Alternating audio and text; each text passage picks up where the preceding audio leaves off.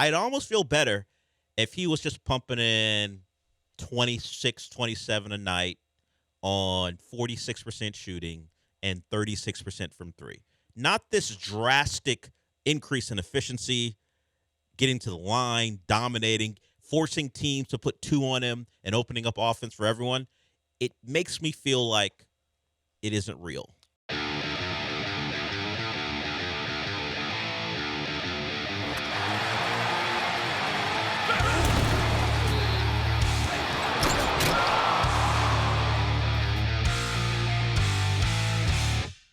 Now, my question to you, and you might see this as really opposite of what's going on, is he playing too well?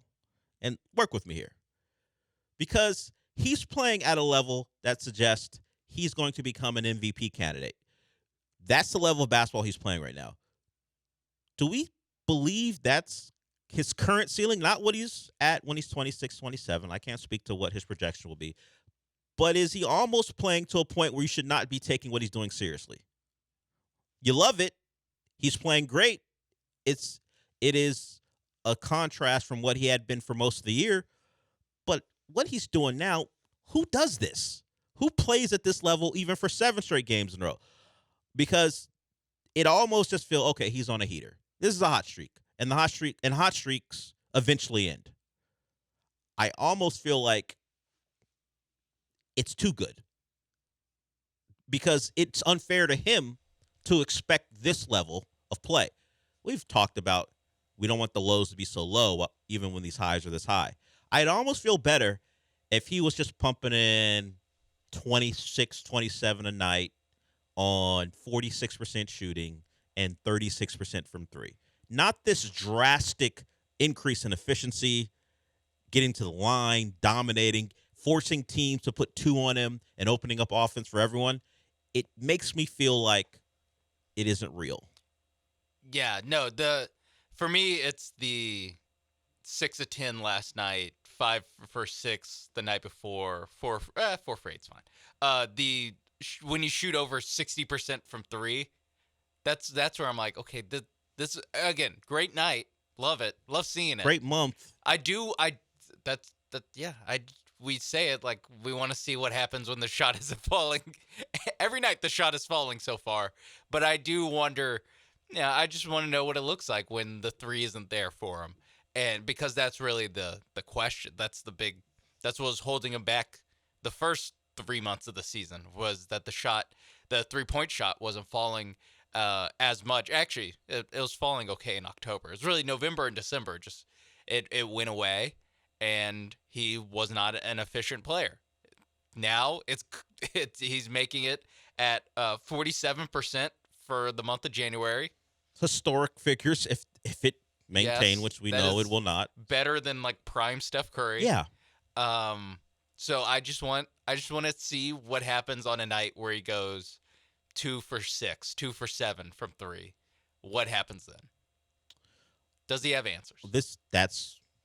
I won't call it an issue. That's what I'm looking for. Yeah, every night that he goes for 30 and doesn't miss a shot, I'm good with. It's lovely. If we're talking about long-term projecting, I just want to see what happens when the 3s aren't going in. When they will stop going in at some point. If he tops out as because of the difficulty of some of the shots he takes, the step backs, off the dribble. If he tops out as a league average 3-point shooter, that's great because of all the other tools he has. I would like to see what he is and if he can reach that level. Because right now, you gave the Steph Curry name. What he's doing now is things that not have never been seen before, but we've never attributed that to Jalen Green, and we don't attribute that to really anyone over the course of a 82-game season. So, as I said, I almost feel not uncomfortable, but I'm almost more questioning of what's going on than I would be if he was playing well, but like normal well. Like, okay, that's all-star level well. He's playing no ceiling. Throw him into the conversation of best players to ever play well through these 7 games. Yeah. I need him to play worse. Not play bad, but play worse, so I know what's real and what Play isn't. sustainable. Yes. Yeah, yeah. I mean, we really haven't seen anyone. Again, this is just for the month of January, 7 games. He's shooting about 10 threes a game, and he's making over 47% of them.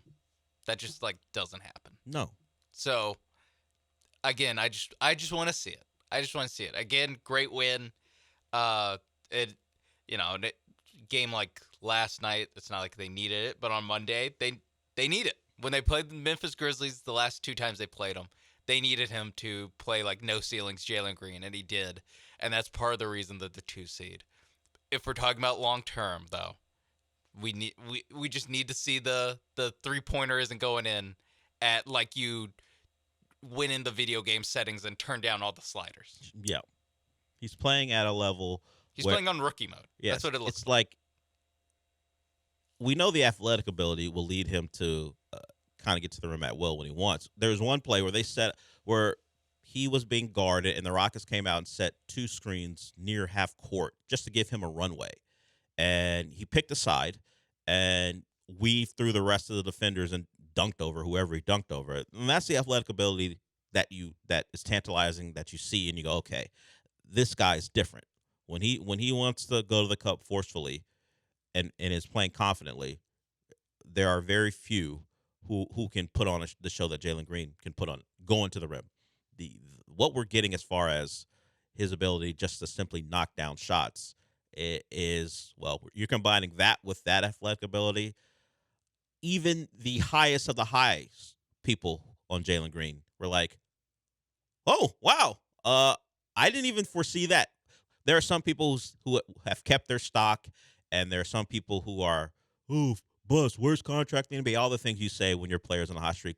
Meanwhile, they were silent when he was playing poorly, and I would never think to say he was a bust as a young player at 22 years old, or even the worst contract in the NBA. They're far worse. When you start to think about Bradley Beal and who wants him, and the trade clause has a part to the no trade clause has a part to play in that too. So there are more contracts that are more debilitating than Jalen Green, the one that'll pop next year.